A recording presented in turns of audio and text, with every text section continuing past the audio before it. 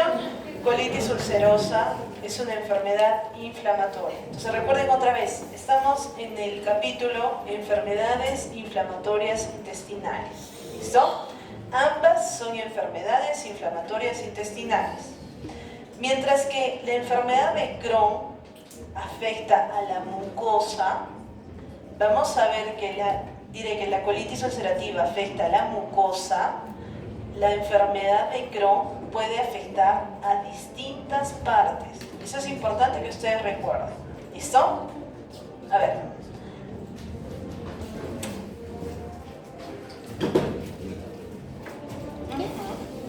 En la colitis ulcerosa no se presentan lesiones transmurales. Y estas lesiones transmurales son prácticamente el estándar para que ustedes recuerden enfermedad de Crohn. ¿Listo? Entonces yo les había dicho cuando expusieron sus compañeros, ¿recuerdan qué les había dicho? No. ¿No recuerdan nada? Han borrado memoria. ¿Qué te pasa?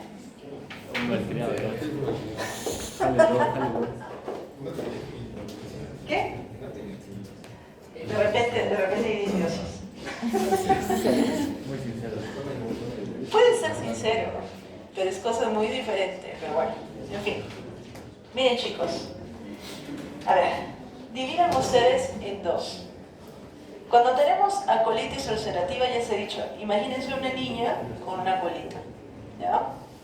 Y cuando veamos a enfermedad de Crohn, nos vamos a imaginar a un ogro. ¿Listo? Listo. Entonces, ¿cuál de los dos creen ustedes que es más agresivo?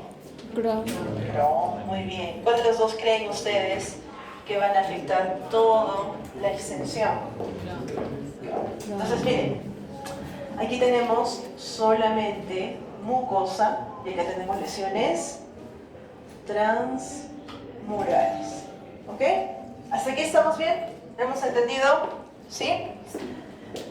Ok. Vamos a ir una por una y de ahí vamos a regresar a ese cuadrito. Pero tengan en mente lo que les estoy diciendo. Colitis ulcerosa y Crohn. Muy bien. Entonces, en colitis ulcerosa, más o menos estamos viendo que afectan a unos 50 a 200 casos por 100.000 habitantes y es más frecuente en países desarrollados. Empieza a ser más frecuente entre los 15 y 30 años y vuelve a ser frecuente entre los 50 a los 70 años. Ya ustedes verán por qué.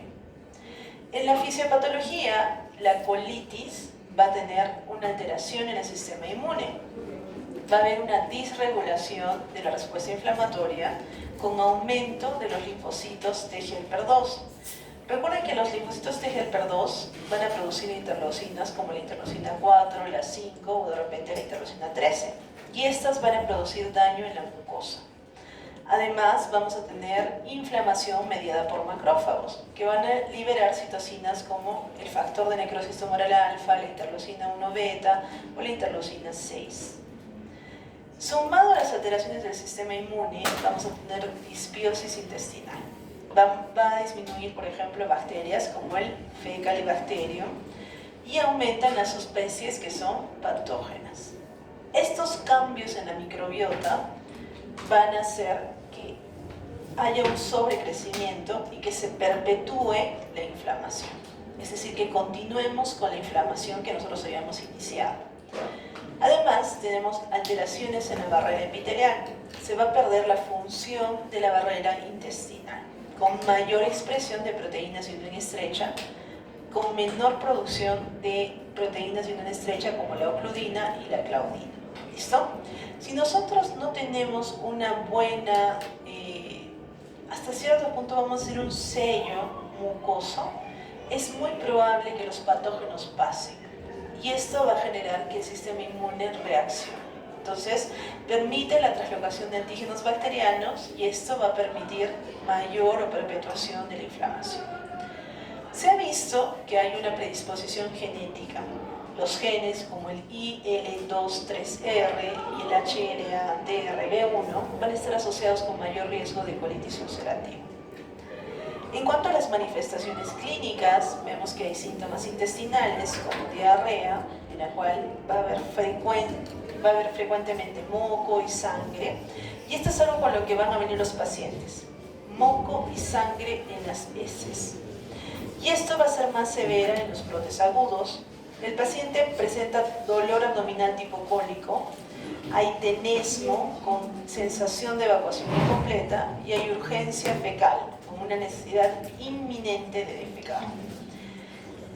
En cuanto a los síntomas sistémicos, el paciente presenta fiebre, fatiga, pérdida de peso, anemia por deficiencia de hierro debido al sangrado crónico, y finalmente se van a dar cuenta que se va a dar distintos tipos de alteraciones.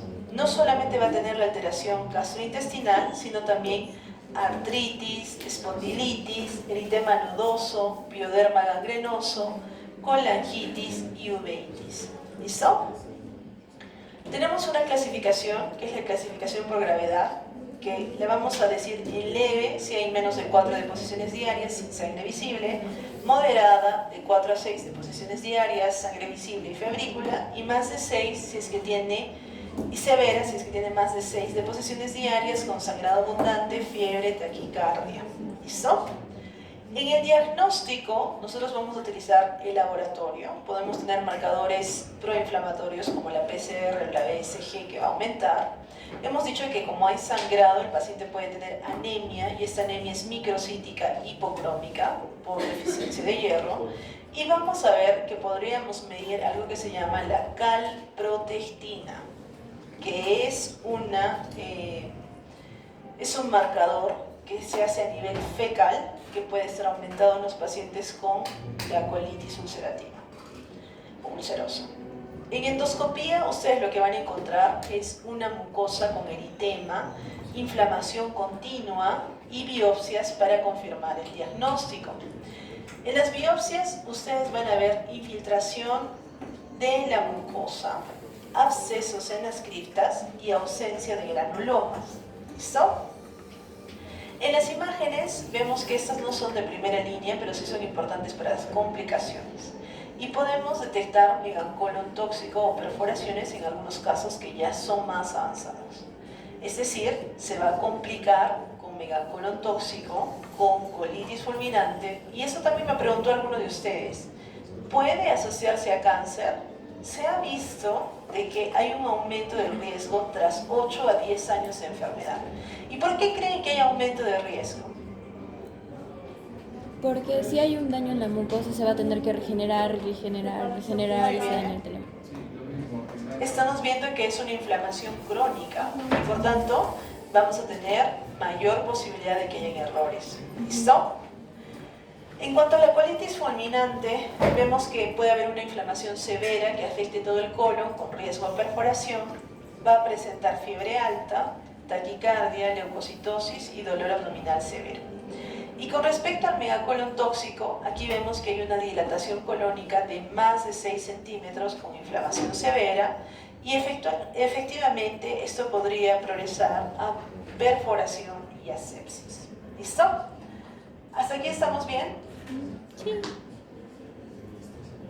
Ya, entonces no se olviden, comienza en recto y se extiende proximalmente. Comienza en recto y se extiende proximalmente. Cuando hablamos acerca de Crohn, estamos viendo que es una enfermedad, ya hemos dicho, que es discontinua, no tiene un lugar específico. Puede afectar a cualquier segmento del tracto gastrointestinal, desde la boca hasta el ano. Y a diferencia de la colitis ulcerativa, la enfermedad de Crohn es transmural. Y por tanto hay mayor riesgo de fístulas, estenosis y de abscesos. ¿Listo?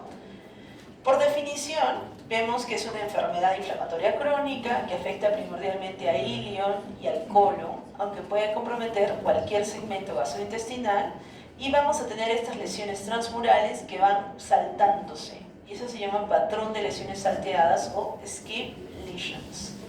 Epidemiológicamente vemos que está más o menos presente en cada 100 a 200 casos por 100.000 habitantes, con un pico de incidencia entre 15 y 35 y el segundo entre 50 y 70. Y afecta de igual manera a hombres y mujeres. Fisiopatológicamente vemos que es una enfermedad multifactorial. En cuanto a la parte genética, creo que ya lo habíamos mencionado con sus compañeros que estaban interesados. Tenemos el NOD2 y el CARS15 que van a estar relacionados con esta enfermedad, además de genes como el ATG16L1 y LGM que van a estar relacionados con la autofagia y la eliminación de microorganismos intracelulares.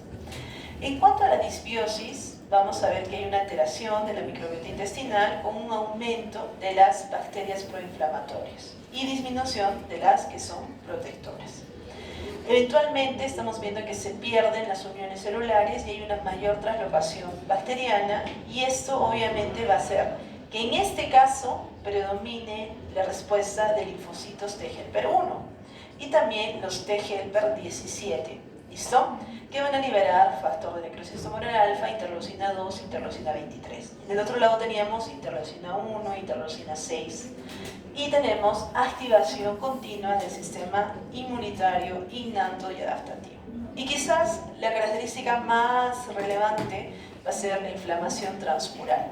Es decir, que podemos potencialmente sanar con estenosis por fibrosis o formación de fístulas y abscesos.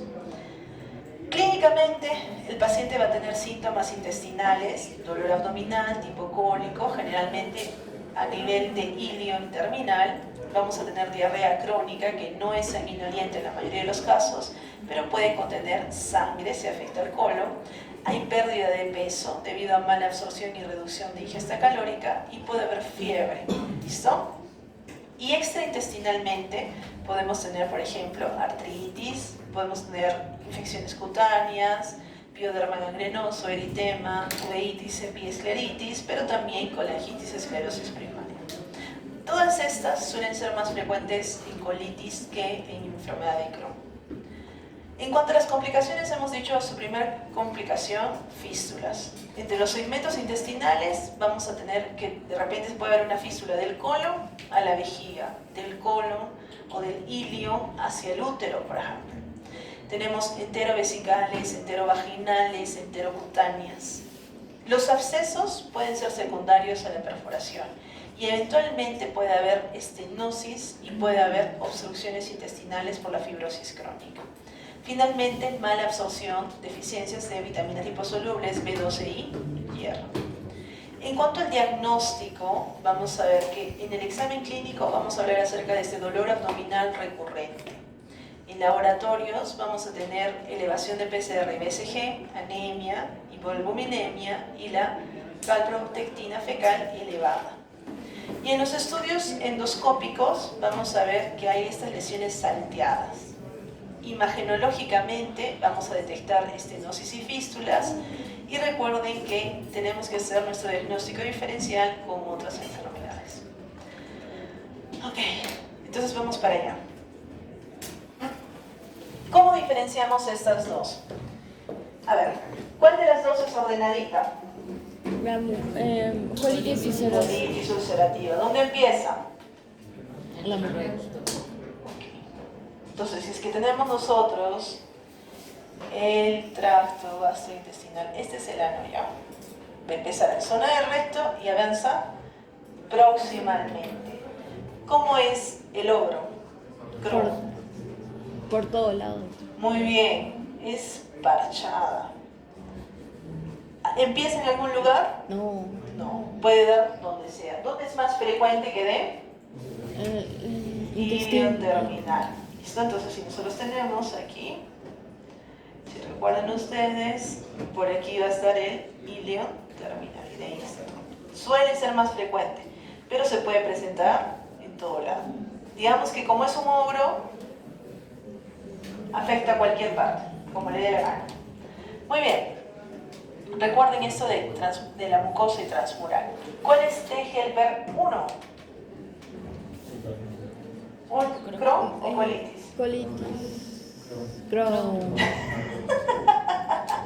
¿Cuál es T helper 2? Colitis. Muy bien, T helper 2. Muy bien, ¿cuál es la otra diferencia que ustedes han encontrado? Síntomas. ¿Cuál presenta granulomas? Crohn. Crohn, recuerden. Los granulomas son cosas grandes, feas, muy parecidas a Crohn. ¿Listo? ¿Cuál de ellas presenta estenosis? Crohn. Crohn. Muy bien. ¿Cuál de ellas presenta fístulas? Crohn. Crohn. ¿Cuál de ellas hace abscesos? Crohn. Al. ¿Todo lo feo? Crohn. Listo. Absceso. Muy bien. ¿Queda claro la diferencia entre colitis? ¿Colitis puede perforarse? Sí. Sí, puede perforarse. La única excepción aquí podría ser el megacolon tóxico, ¿cierto? ¿Cuánto medía para que sea megacolon tóxico? 6, no. 6 centímetros. ¿Listo? Es de la única excepción de colitis ulcerativa. Después es como una enfermedad de Crohn, solamente que mucho más ordenada y que se limita a la mucosa. ¿Hemos entendido eso? ¿Sí? Ya. Sí. Recuerden que enfermedad de Crohn y colitis ulcerativa son temas bastante preguntados en los exámenes nacionales e internacionales. Estudienlos con cuidado. ¿Listo?